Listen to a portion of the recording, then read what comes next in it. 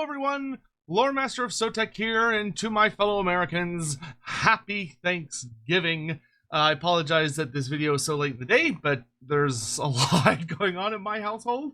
I am babysitting my brother's dogs, who are very emotionally distressed that he has abandoned them to, go on a little family vacation to see his in-laws.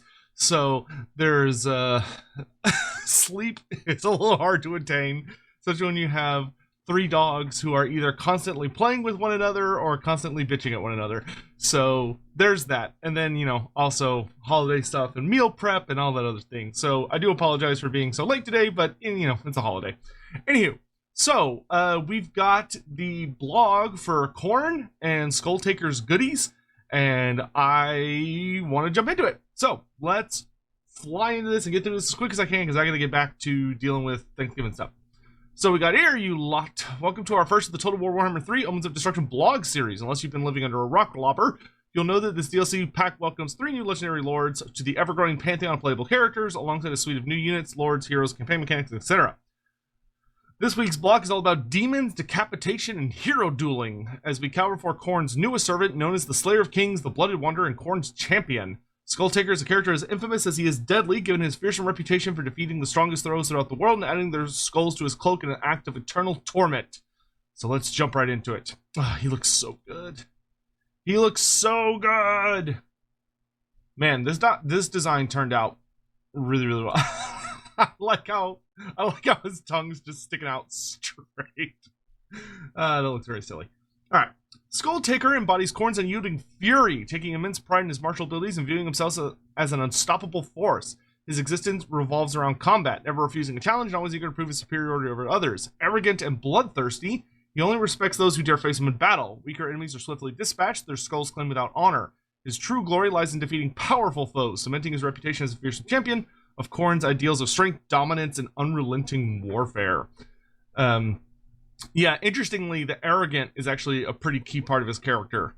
He has been beaten once. Sigmar Heldenhammer did bop him so freaking hard with Galmarez that he got banished back to the realms of chaos for quite some time. And he's still really butthurt about it. It's like he got hit so hard by Sigmar that he has an actual permanent scar on his body. We don't know where the scar is, it's just somewhere. Few ascend to the exalted position of Khorne's champion, and those who do are assured to be lethal in every regard. A force of demonic destruction, Skulltaker excels at hunting down dueling enemy lords for cleaving through ranks of truth with his two-handed Slayer Sword. His abilities include the following. Slayer Sword, which when active grants him, so it gets fire damage. It also gives the dazed effect, reducing weapon strength and armor-piercing damage while boosting his own armor-piercing and base weapon damage while active. That's really nice. The Cloak of Skulls, which is that the more, they've talked about this previously, that the more kills he gets, the higher ward save and spell resistance he gets. And then he has Bloodthirsty Onslaught, which increases, gives him increased armor-piercing damage and immune to flanking, so he doesn't care if he's surrounded. Oh my god, look how good this looks! Whoa! Oh! Teleport stance? Teleport to enemy lords? Oh my. Oh my.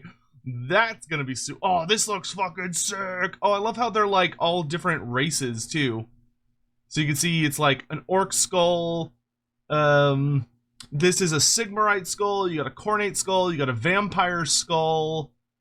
I'm not sure what these other ones are, because they could be any number of things. This one almost looks like another green skin, but I'm not sure, because this is like super orky. I'm not really sure what that is.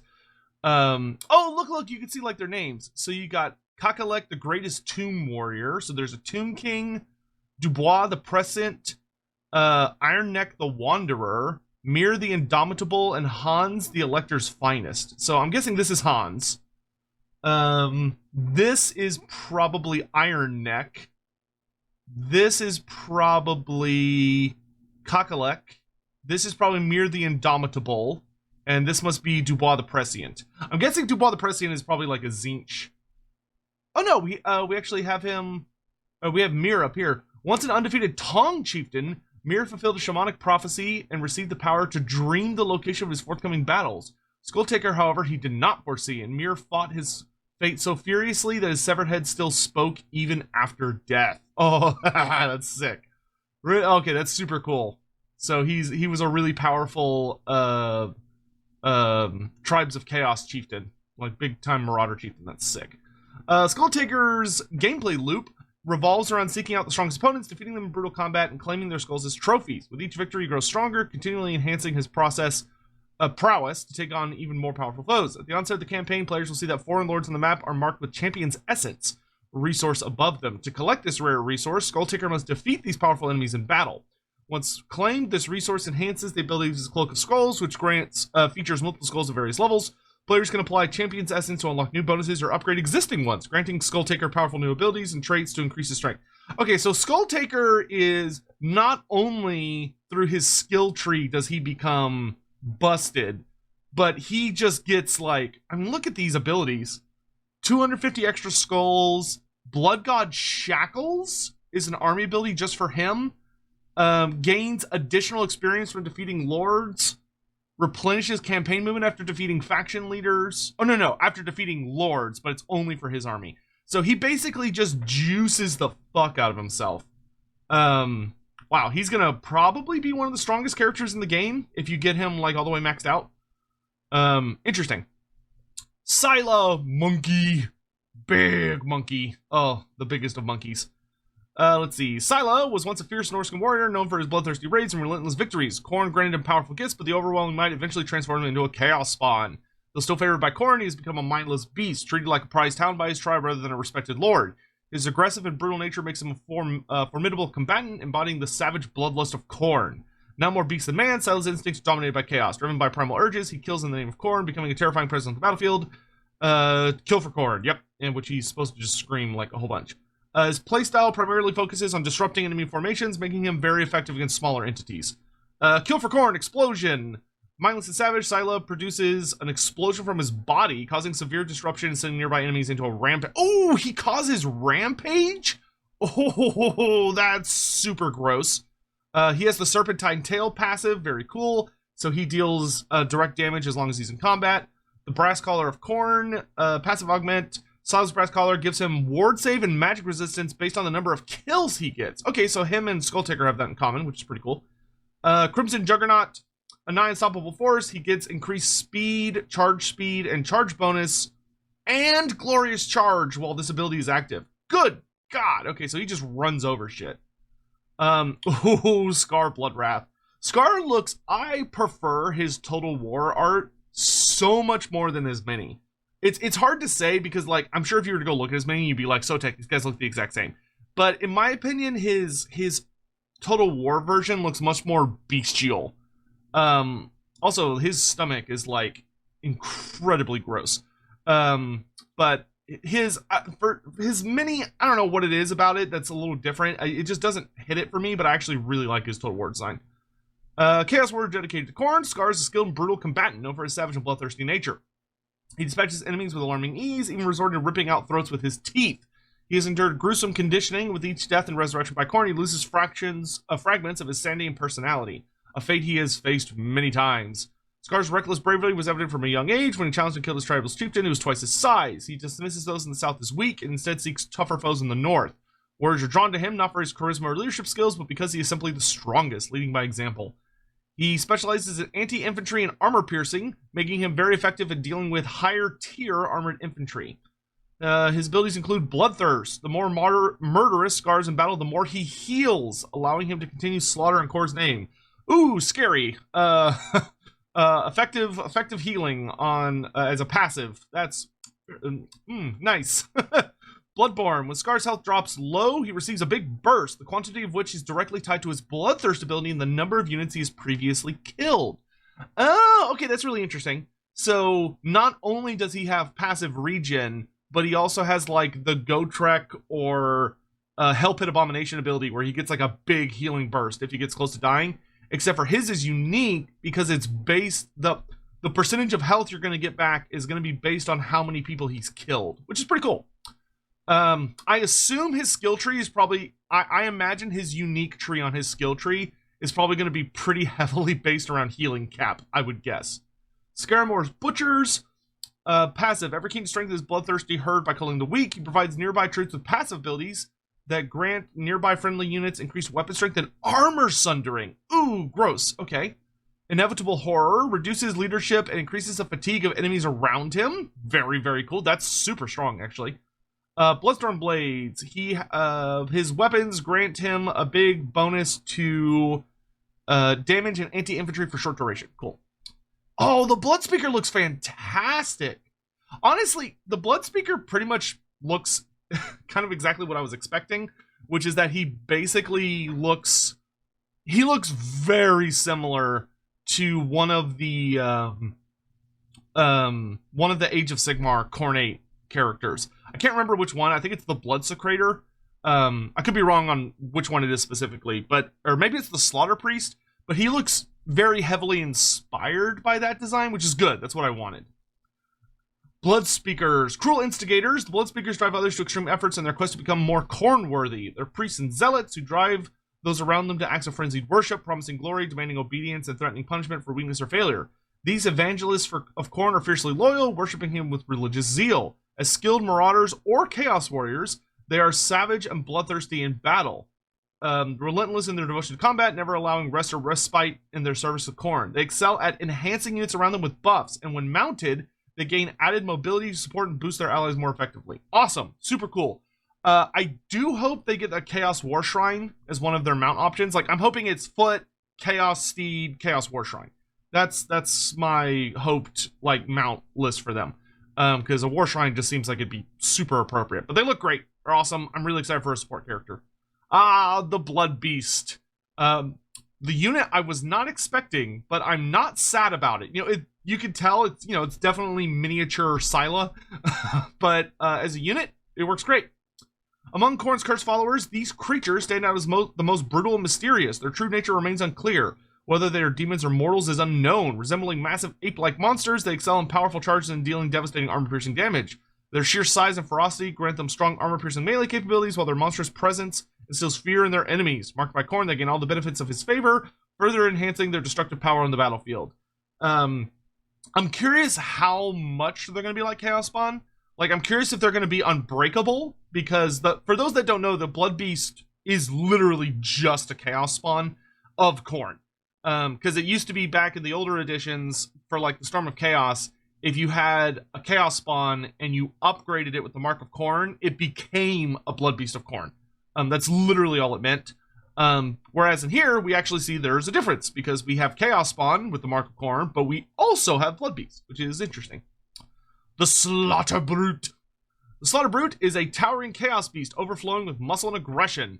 Those who attempt to control these savage creatures with ordinary methods often meet with a grisly fate, as the Slaughter Brute will tear apart anyone who tries to break its will. Only through sorcery can its mind be enslaved, bound to a chaos champion, and yet totally a Khorne monster. Haha, yeah, no, totally. For those that don't know, the Slaughter Brute and the Mutilith Vortex Beast are both undivided creatures. They're not actually Tzeentch and Khorne. They look very Tzeentch and Khorne, but in truth, they're undivided originally. Obviously, for the sake of the DLC, they have added variants, but I heavily suspect that, just like with the Mutilith, if you play the Warriors of Chaos, you'll have access to the undivided version of the Mutilith. As a unit, the Slaughter Brute's immense size makes it deadly in melee combat with high armor-piercing damage. Its scaly skin provides resistance to missile attacks, while its presence on the battlefield induces terror. Such a monstrous infantry is unbreakable whilst in the presence of an alive lord. However, should the lord die, the Slaughter Brute will proceed to rampage and rout. Okay, that's a reasonable interpretation of their tabletop rule. Okay, a big unbreakable monster, very spooky. All right, Khorngors. Oh, they look so good. They look exactly like their old, like some of the old versions of the mini you could buy. How goofy their little, like, Khorne plates on their helms or on their foreheads is. These units play an aggressive, hard-hitting role in the battlefield, marked by Khorne to receive a variety of combat enhancements. As they take damage, a special ability activates, making them temporarily unbreakable. Ooh.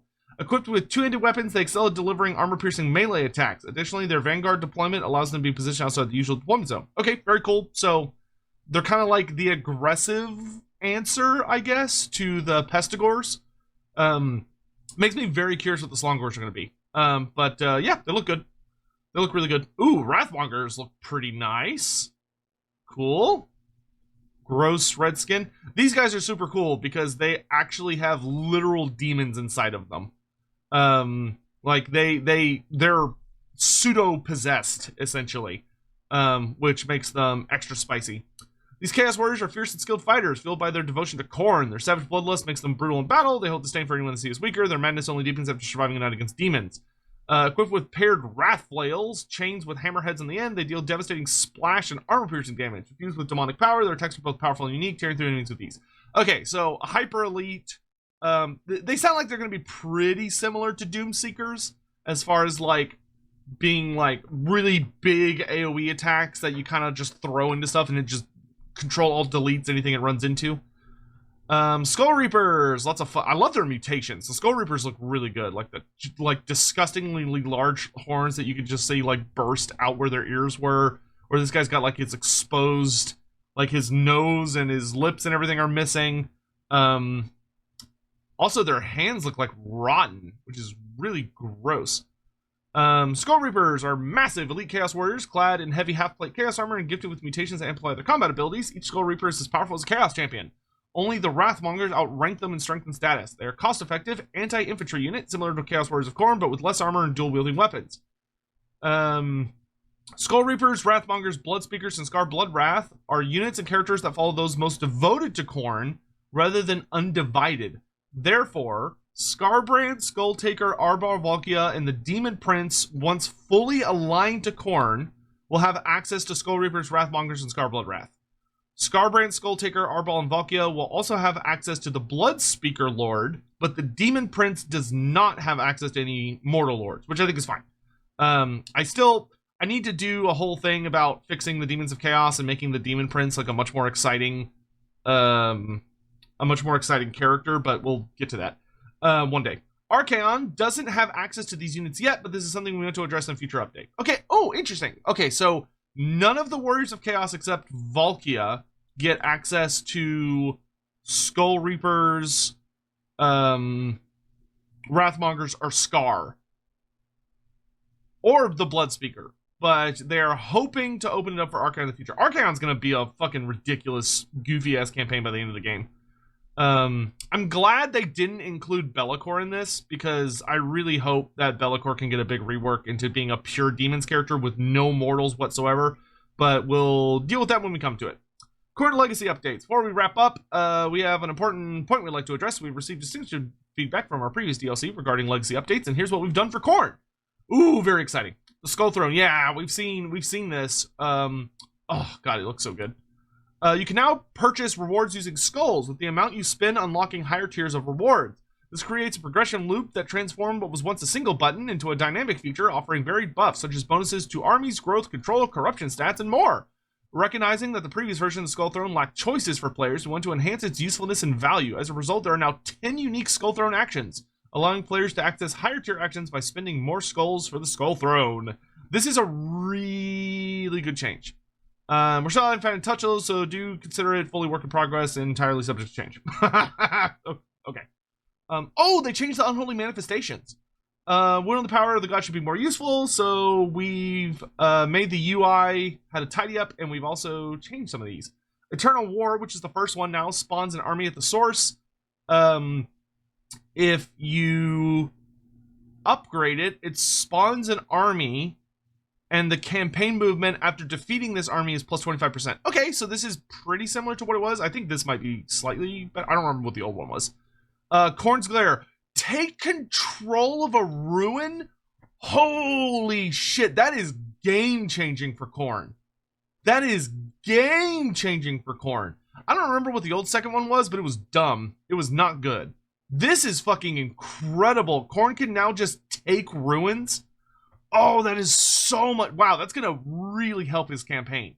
Upgraded version is that it starts as a tier 2 settlement. Very cool. Slaughter Incarnate, the character you select gets 150% bonus experience. Super sexy. If the upgraded version is 300% bonus experience. Very, very sexy. And then Call to Battle is target settlement is immediately destroyed. And the upgraded version is it's destroyed and all settlements in the province become 100% Khorne corruption. That is really, really, really good. especially compared to the old one. The old one was not great. A lot of them were like, oh, sit in this province for 5 turns and do nothing, and then like a city blows up or something. This is way better. You just point at a city and it just dies. Economy. Our goal is to improve the clarity of the current Khorne sacking and post-battle economy. Now only recruitment buildings, landmarks, and resource buildings generate passive income. Khorne's primary economy infrastructure focuses on increasing global amounts gained from sacking, looting, and post-battle loot. Army upkeep is now much easier to manage. By increasing your bloodletting level or constructing upkeep production buildings, it becomes simpler for the sack and loot economy to thrive, even during turns of downtime between battles. This includes blood hosts, which no longer have upkeep. Oh my god, no more upkeep on blood hosts? Holy shit. Oh wow, so blood hosts will actually be good now. I used to not really like them. Now they're going to be freaking amazing. Additionally, recruitment costs have been reduced to better align with the value of the units. The recruitment of units is no longer set at twice their value and now matches their base custom battle stats. Neat. Blood hosts. We found the current gameplay leap for Khorne felt too one-dimensional, primarily centered on spawning infinite blood hosts without rewarding players for developing their own forces. To address this, blood host now requires skulls to spawn when raising settlements, and they no longer incur upkeep costs. This change encourages players to focus on recruiting a wider variety of forces just beyond blood hosts. That's a great change. Awesome change. Excellent. I 100% agree with this. Bloodletting. Bloodletting is currently essential to every aspect of Khorne's faction, which we felt was not very intuitive and posed significant risk as the loss of momentum could disrupt your entire empire. In order to mitigate this, bloodletting rewards are now specifically tied to the force they are attached to, allowing for more targeted benefits. These effects focus on maintaining momentum by providing bonuses for casualty replenishment, upkeep, and recruitment. Additionally, we have adjusted the thresholds for bloodletting to make it easier to build momentum with newer armies. Sounds great. Good change. Buildings. While adjusting the economy for Khorne, we made several changes to the effects of standard buildings, recruitment, and resources. New infrastructure building effects have been introduced with the recruitment of demonic or mortal units now tied to the type of settlement. Mortal recruitment traits can only be built in settlements with the mortal chain, while demonic can only be in demonic. Okay, I think that's super reasonable. That's fine. Also, all resources now feature a unique set of effects. Nice! Cool. I always prefer... I feel like literally every faction in the game should get something unique for all the different resources. Like, or at least get something interesting from all of them. I really dislike when it's like, oh, you gain 100 gold per turn. And it's like, great, cool, whatever. Demonic reforging. We recognize that demonic units are not aligning with their lore-inspired resilience, often making mortal units the preferred choice. To address this, we've introduced a new feature called demonic reforging. Now all demon units have a chance to be reforged after dying in battles that can never be truly killed outside the realm of chaos. By default, the chance for... That's an interesting phrase, because that's not technically true, but okay. By default, the chance for demons to return after battle is quite low. However, this probability is influenced by various factors such as technology, skills, and most importantly, corruption level. Thank you. That's really good. Make corruption matter. That's awesome. These factors will also affect the amount of health demonic units return with after battle. Okay, that's really, really cool. So that also makes the demons match much closer to their tabletop rules, because demons had a rule, though they, funny enough, don't give you like the... Well, no, they do have it. Because in tabletop, when demons were fighting in combat and they would take a leadership check after, like, you know, a round of fighting, two crazy things could happen. If you rolled snake eyes, so 2 1s on their leadership check, they would instantly heal. They would take no penalties and would heal back all of the models that had died during that particular combat phase. So not only would you not do further damage to them, but they would like instantly regenerate back to where they were at the start of the fight, which was really, really scary. However, if you rolled boxcars or double 6s, they would just pop. They would just explode, pretty much no matter what. Which Total War, we've had the kind of explode function, which is that when you hit like army losses or you reach like a certain level of breaking them, you know, the unit just disintegrates off the face of the earth. Pretty aggressively. But now we have the Snake Eyes version, where after the battle, it could be, oh no, actually you rolled Snake Eyes. So they survived, and they also come back with a certain amount of health. That's really great. Khorne's tech tree now has 2 tabs. So you have the Pillars tab, Pillar of Pride, Wrath, Rage, Honor, War, and looks like one or two more. Pillars, sequence of technologies that provide campaign-focused bonuses. Each tier requires a certain number of battle victories to unlock. Oh, that's cool. So you have to like win victories in order to get them. Some of these bonuses are similar to the old one with some tweaks and new additions here and there. Technologies that focus on improving blood hosts are grouped together in their own pillars. Okay, so there's a blood host pillar. Okay, that's cool. I like that. I'm down with that. And then, oh, okay, this one's cool. It's like, it's literally like the symbol of Khorne. That's fun. Armory. Technologies that provide battle focus bonuses. Each group provides a bonus to a specific type of unit, and most effects are new. Okay, so it looks like we've got infantry, cavalry, chariots, and creatures / monsters. Yeah, because you can see the Chaos Spawn, the Minotaurs, and the Bloodthirster. Okay, so that's cool. So you got, oh, okay, so you got Soul Grinders, chariots, and like the war engines. Then you've got all of your cavalry over here. Then you've got your infantry over here. Okay, cool. That's great. Awesome. Reoccupation immunity. What? While playing as Khorne, we noticed the AI would often occupy recently raised regions, blocking Khorne's intended expansion into these areas. To solve this, we've introduced a reoccupation immunity for regions raised by Khorne factions. Now, once a Khorne faction raises the regions, it cannot be recolonized by anyone for 3 turns, providing a grace period for Khorne factions to naturally expand into these areas. In creating this new state for raised regions, we also revisited the Beastmen faction to improve clarity around blocked ruins. Oh, that's fucking awesome! Oh, look at that. So, yeah, you can see it's on fire and it's got 3 turns. That's fucking cool. Wow, wow, Khorne is going to be so much better. Khorne is going to be so much better. We're confident these updates will enrich life for Khorne players. Hell yes. And they still haven't even told us about Arbol yet. Next, we'll be talking about Golgag next week. Cool. And then we also got the start location, which we can see that. So once again, they have told us that these characters are no longer in Immortal Empires. They're no longer in Realm of Chaos. So Immortal Empires is now the only place we get characters now. So we've got we've got Uzul's position shown on here, which he's down in Northern Lustria-ish. Interesting. So he's pretty close to Marcus Wolfheart, who's like over here-ish. Obviously you've got the Beast Lord over here. Rakarth is over here. And then you got like Skrulk and all these guys down here. Okay, that's a pretty good start location. There's not really anybody over here. Western Lustria, for the most part, is pretty empty in like the grand scheme of things. So like there's not really a lot of characters in this general ballpark. But yeah, I think that's a really good choice. I think that's a really, really good choice. Then we have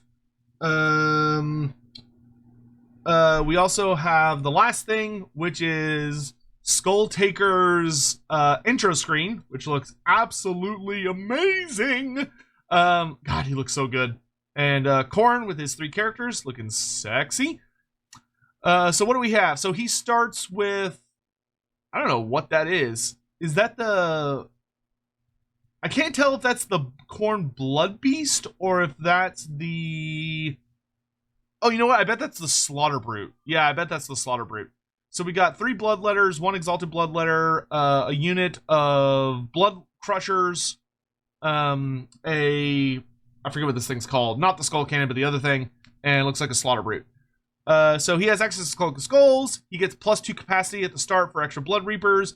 He has a 10% chance for his demons to come back to life. And he has -15% upkeep reduction for Bloodletters and Exalted Bloodletters. Very, very good faction effects. That's very strong, especially if you're wanting to like really focus on demonic units. His Lord effects is he gets +10% campaign movement, 100% extra campaign line of sight, Frenzy for all Bloodletters and Exalted Bloodletters. Damn. And then he's got his Bloody Onslaught ability. Hot damn. That is absolutely incredible. Okay. Yeah, he looks really good. I'm really, really excited about this. I cannot wait to dive in on a Skulltaker campaign. I think Golgag is probably my darling at the moment. Like the one I'm the most excited for is Golgag. But man, Skulltaker looks really good. He looks kind of busted once you get going, which is fun. So anyway, that's it for me. Please let me know your thoughts down in the comment section below. Or how are you feeling about Azul? How do you feel about the... I really would like to know what you think about the changes for Khorne in general. So like all the changes in the Skull Throne, the tech tree, and mechanics and all that stuff. Please let me know your thoughts. I really appreciate you taking the time to join me today. Happy Thanksgiving again to those who are celebrating. And I'll see you guys very soon.